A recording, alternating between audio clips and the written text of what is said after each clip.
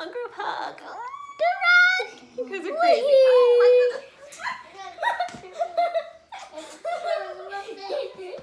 We saw Autism families.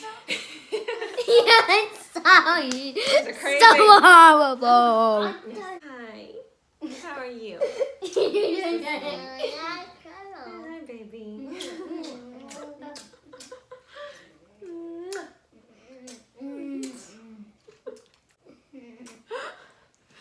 You guys are silly. Hi. All right, we are Autism families. That Autism family. We are family. We are family. Good job, Carmela. We Yes, are family. We are Autism families. Yes, we are. It's a celebration.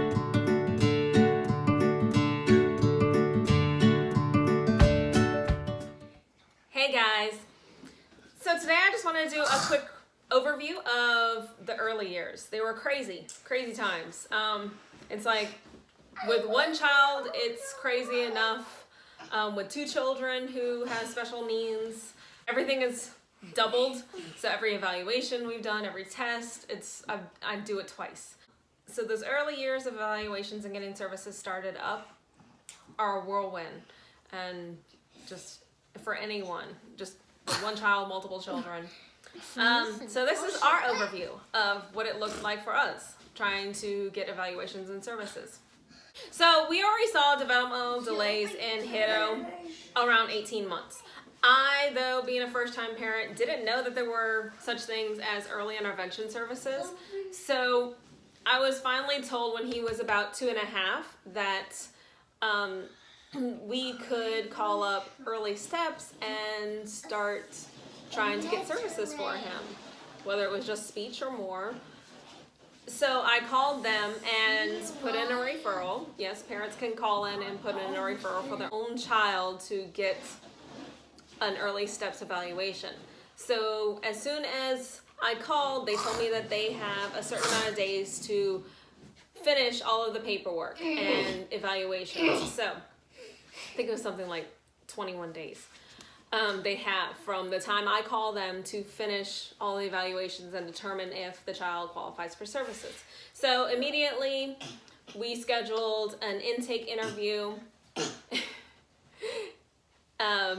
So someone came to the house, we filled out a whole bunch of surveys, they gave me more information about early steps and what services were available. So they just gave me a sheet and told me to choose one person on there that had their qualifications, how long they've worked with special needs children, and I just had to choose one of them from the list based on the information given to come in and do an entire evaluation on Hito to see if he qualified for services. So I chose a person, then I was called by them a couple of days later and then set up a time to come in and do an evaluation on Hito. So in that time also, there were more surveys that I had to fill out, more questionnaires. And then when the time of the evaluation came, she did observations on him, more questions with me and Matt. And from there, she just took the scores and added them up, and he was extremely low on everything. So immediately he qualified for services through early steps. He only received speech therapy through early steps. There again, they gave me a list of a whole bunch of names of speech therapists, and I just chose 3 of them, and they would go down the list to see if any of them had availabilities, and the first one did, and so she started doing speech therapy with Hito pretty much like the next week. And we had one session once a week for an hour of speech therapy in home for him until he turned 3. So right before he turned 3, then they did an exit meeting with early steps, and we were starting our transition to the school system. So then the school system called and set up a pupil appraisal evaluation because we have to do another evaluation through the school system to see if he qualified for services through the school. And so we set that up. Stop that! Hopefully right there. So then we set up the evaluation through pupil appraisal, and again, they sent me a packet of more questionnaires to fill out and more paperwork to bring in. So then the evaluation date came for that. We went in with him, and he would go from room to different specialists, and they would do their own tests with him. All of the professionals came together in one room, sat down with me and him, and told me their observations and if he qualified for services, which he did qualify for services through special education department with a diagnosis of developmentally delayed, which you can keep up until the age of 9, and then they have to have a specific disability listed. So we kept the developmental disability for the first almost 2 years that he was in school. The day before he turned 3 was the last day that we could receive services through early steps, and the day of turning 3 is the day that he has to start receiving services from the school system. And in that time also, before he turns 3, you have to have a meeting with the school that they're going to go to and meet the teacher and have an IEP meeting. So that's what we did. We got an IEP set up, and so we knew exactly when he would start, what his days would look like, what therapies he would receive. So the day of turning 3, he was just his first day of school. Went to school, and we did 3 half days a week for him in the beginning. Fast forward a little bit, Carmelo, was just always delayed. So we ended up starting the whole process of getting him evaluated through early steps at the age of 2. So he got evaluated for services. Hi, baby.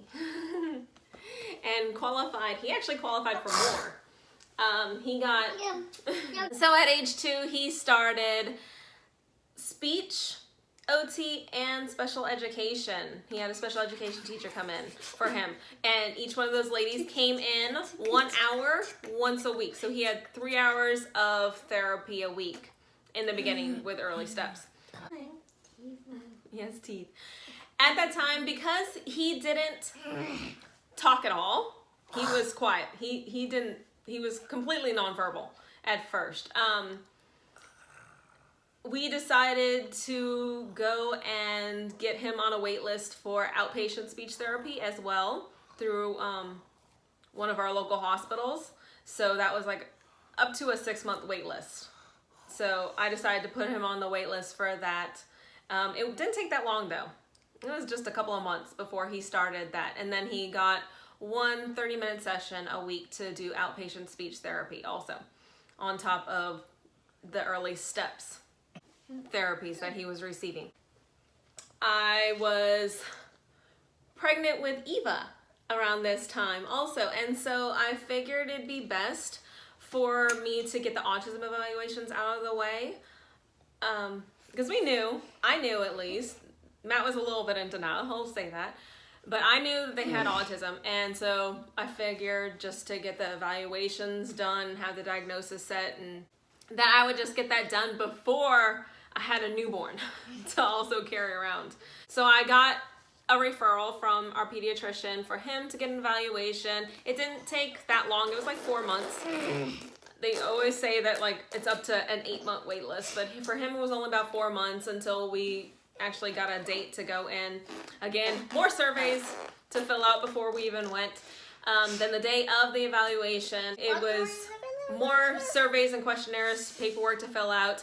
They did a parent interview and then also observations with just the child, and then with the child in the room with the parents.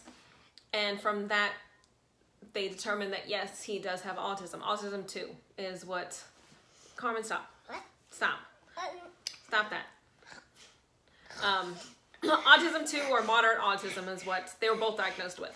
And then the same day that he got his evaluation, I decided to go ahead and put in get a referral for him to get scheduled to go get an evaluation as well.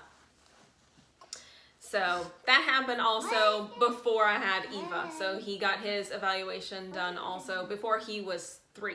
So he got his evaluation done after he was 4. He got his evaluation done when he was 2. And again, same diagnosis.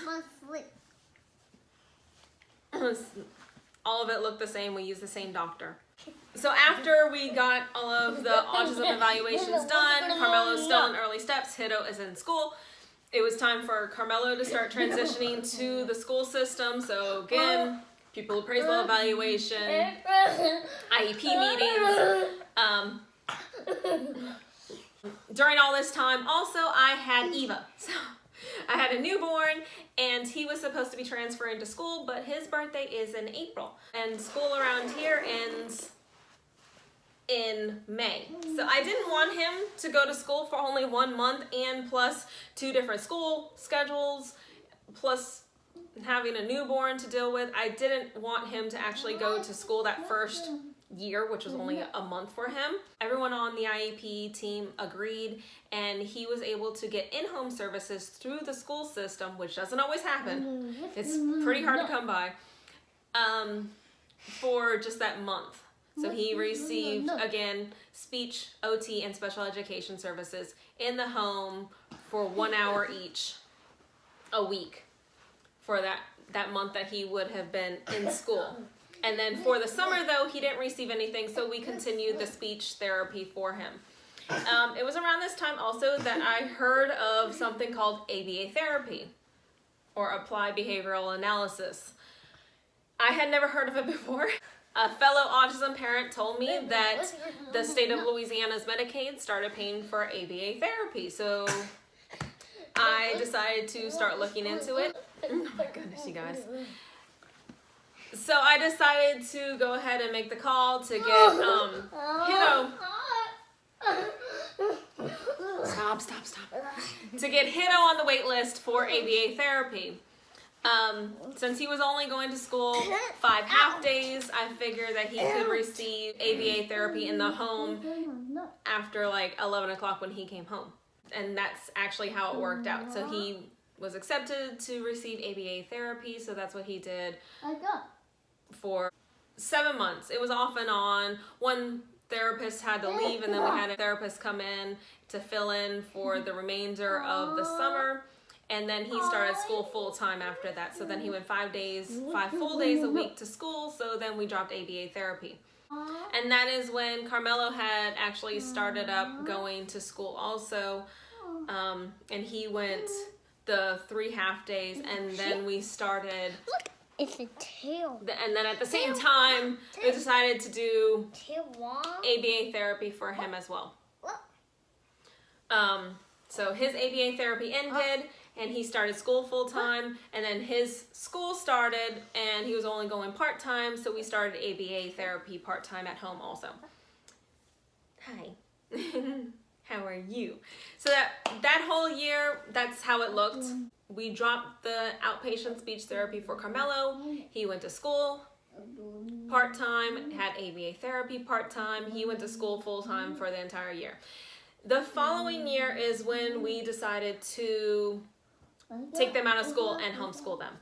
And since then, we got him back in ABA therapy, and Carmelo's therapist, he still has the same therapist, for the past 3 years, she started coming full time. So they both receive ABA therapy in the home 5 days a week now, and that's how it's looked for the last 2.5 years. Huh. Yeah. Oh, that's, yeah. Especially those early years is crazy. With just, they're coming like at you constantly, like saying, hey, there's this therapy, hey, there's this service. And so it's still like that. There's other services that we could probably go and try to get right now, but we're just kind of taking it easy. We have a nice routine going for the last couple of years.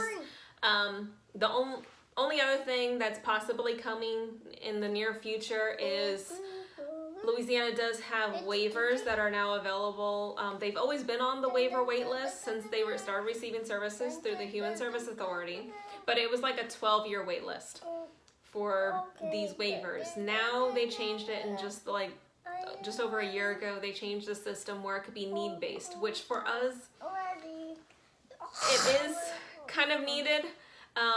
They base it on the family's need for services, and we now have no like natural family supports around. I only have Matt, basically, and he works full time, and we don't really have anyone else outside of ABA therapy coming in to help us with the boys.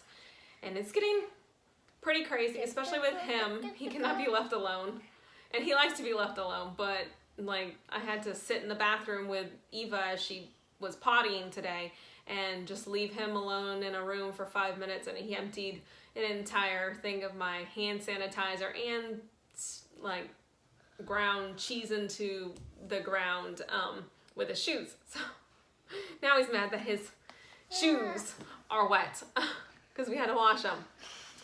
But yeah, the waivers open up more services like additional therapies, respite care. So I don't know if that's something that we'll be doing soon, but it's just like since he was 2.5, it's just been constant evaluations and therapies. We just wanted a little break before I tried to go after any additional services at this time.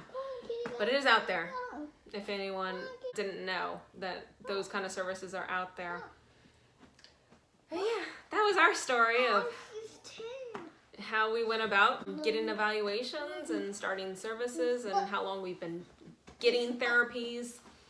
I tried to make this a very condensed version of how we went about all of that. So I'll actually probably in the near future also do a video on each of the services, like early steps, the autism evaluations, the school system transition.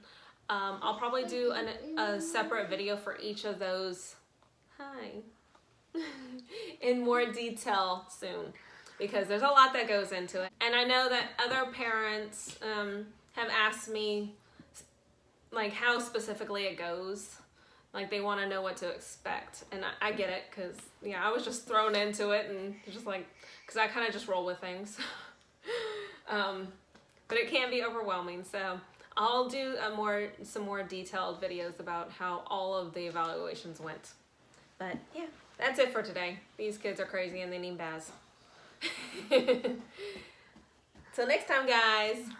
Thanks for watching. Thanks for watching. Next for watching. Don't forget to click subscribe in your channel. Subscribe, bye, and remember when you're done, subscribe. Bye. Bye. See you later. You say it.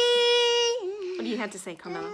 Yeah. The quiet boy. Quiet boy. What do you want to say? Shh, shh. Let Carmela speak for once. What do you want to say, baby?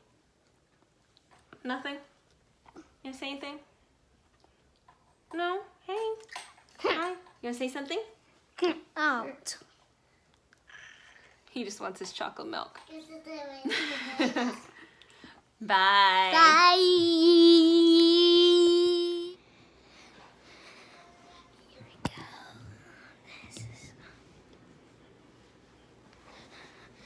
Hey guys, so today we had to the celebration. So I guess so. What are you talking about? Well, yeah, this is your must be to start like to celebration like the Discovery Center of Children Museum.